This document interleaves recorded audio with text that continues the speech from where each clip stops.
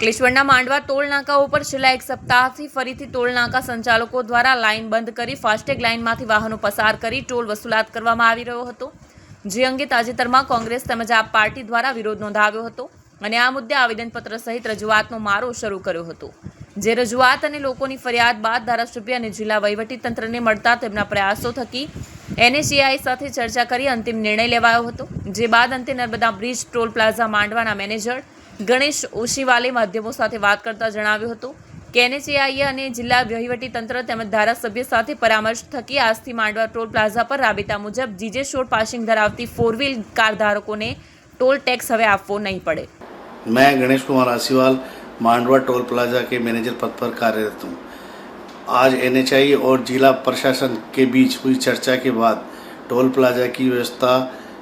जीजे 16 वाली कार जैसे चल रही है आज से वैसे ही चलेगी। यह निर्णय विधायक महोदय के प्रयास और जिला प्रशासन के प्रयासों से यह निर्णय लिया गया। आज